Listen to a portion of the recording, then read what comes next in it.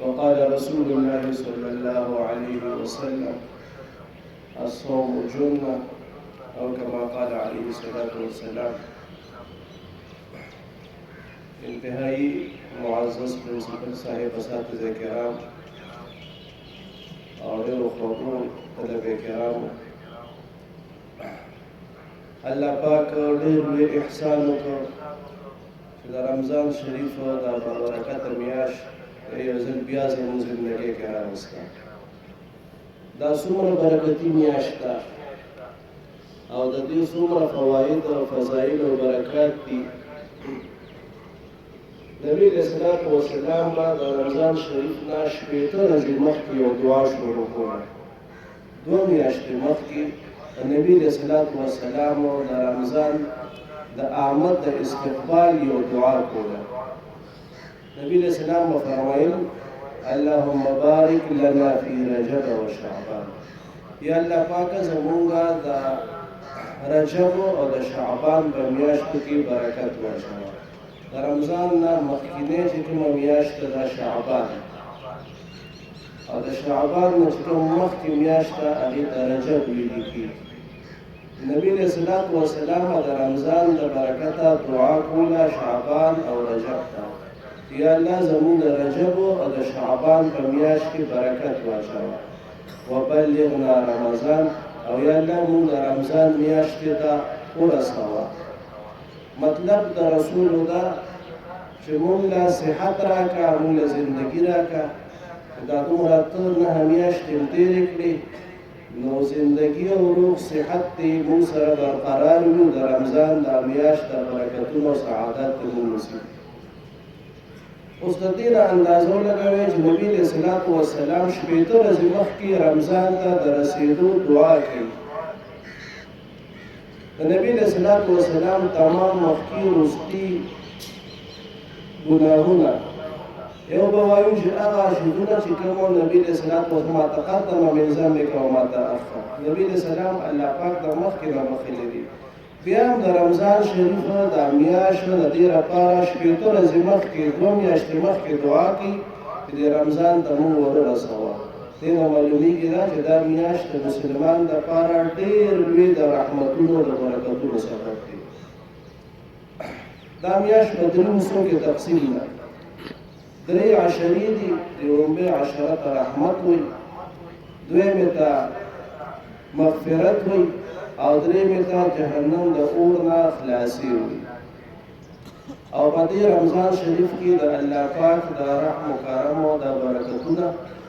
د تیزې شېبې د باران په شان راورېږي.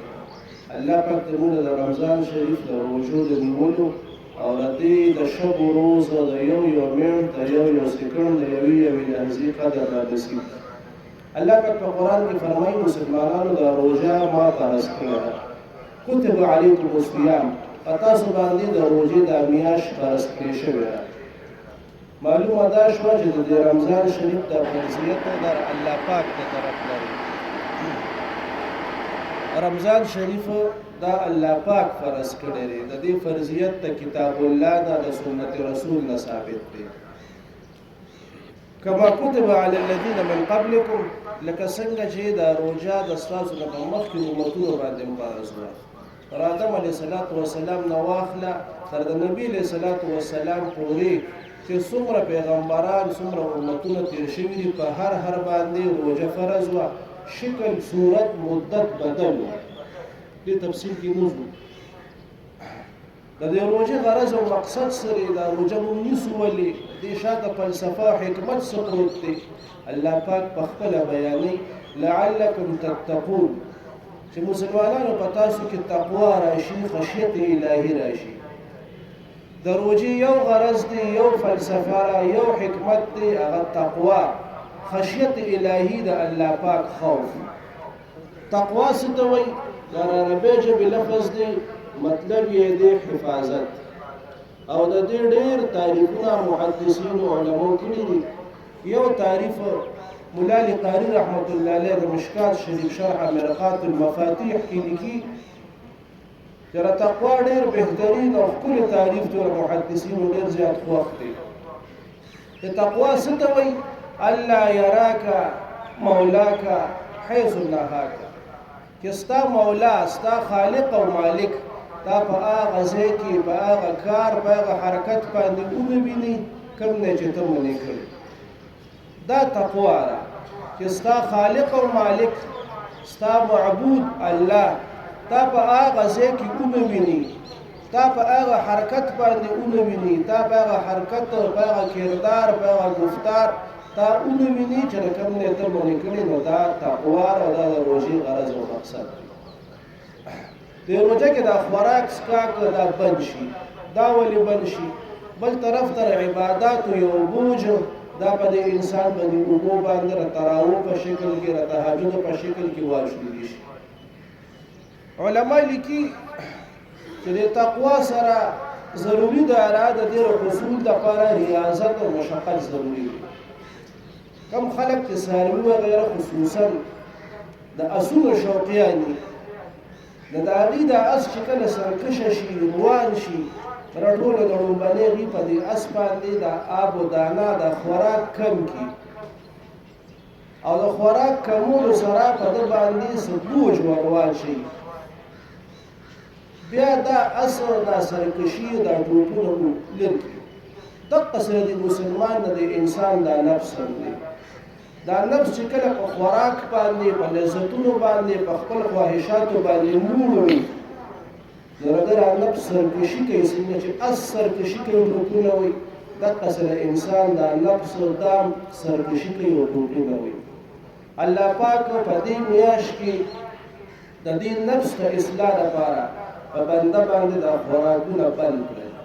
د مخصوص وخت لپاره د پېشمنی نه واخله تر د غروب آفتاب پورې تاسو به خوراک نه کوئ غرض او مقصد یې سره د تقوا حصول چې تقوا حاصل شي سره نفس نه به سرکشي وځي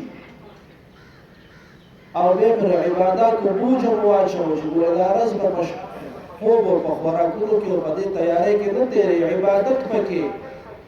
دې سره به ستاسې نفس نه سرکشي وځي د روژې د تقوا حصول سره سره ډېر لوی انعامات او برکات او فلسفي حکمتونه نور دي دا غیر ممالکو کې ډاکټران بلکې زموږ د اسلامي ممالکو کې کوم حکیمان او ډاکټران دي هغوی دا د معدې دپاره د صحت یو لوی سبب ګرځي ماهرین د حیاتیاتو چې کوم دي هغوی وایي چې کومه معده 12 ګنټې دا خوراک وانخلي نو دنه چې کوم جراثیم کش اثرات دي او کوم داسې چې هغه د جسم ته مرض لګوي خصوصا د کینسر او ډېر مهلک نورې بیمارۍ نو د دې لوږې په وجه باندې الله پاک د دغې بیمارو نه بنده بچ کوي د روژې یو فلسفه او حکمت دا دی چې تا سره د لوږې یو ذایقه ومعلومه شي نو تا سره به د غریبو او د فقر و فاقې یو احساس پیدا شي موږ د مخصوص وخت لپاره د خوراک نظام بند کړو په دنیا کې ډېر فقیران دي ډېر محتاجان دي ډېر غریب دي چې هغه سوال کوي د یو ډوډۍ د یو کیلو یو توړې وړو لپاره چې تا سره قدر او احساس پیدا شي چې زه یو بواتوږي او ټوره پاره سره د دې نه چې د نفیس خوراکونو تیاري د ماسپښین نه شروع دی له 17 ورځې مخکې تیاري شروع شوې دي دغه غریبانان دغه فقیران دغه مسکینان دغه کونډې دغه یتیمان د دوی د کال 12 میاشتې همدغه تېرېږي بیا په سوال باندې نو تا سره د غریب احساس هم پیدا شي